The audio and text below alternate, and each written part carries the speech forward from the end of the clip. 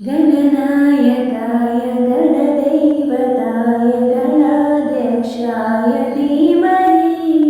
गुणशरीराय गुणमण्डिताय गुणेशानाय धीमहि गुणातीताय गुणाधीशाय गुणप्रविष्टाय धीमहि एकदन्ताय वक्रतुण्डाय गौरीतनयाय धीमहि गजेशानाय बालचन्द्राय श्रीगणेशाय धीमहि एकदन्ताय वक्रतुण्डाय गौरीतनयाय धीमहि गजेशानाय बालचन्द्राय श्रीगणेशाय धीमहि गानचतुराय गानप्राणाय गानान्तरात्मने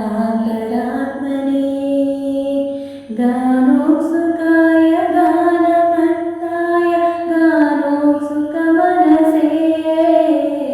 गुरुपूजिताय गुरुदेवताय गुरुकुलस्थायिने गुरुविक्रमाय गुह्यप्रहराय गुरवे गुणगुरवे गुरुदैत्यकलाक्षेत्रे गुरुधर्मसदाराध्याय गुरुपुत्रपरित्राते गुरुमाकण्डकण्डकाय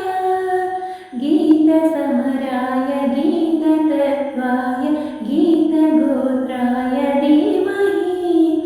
गूढकल्पाय गन्धमत्ताय गोजयाप्रदाय धीमहि गुणातीताय गुणाधीशाय गुणप्रविष्टाय धीमहि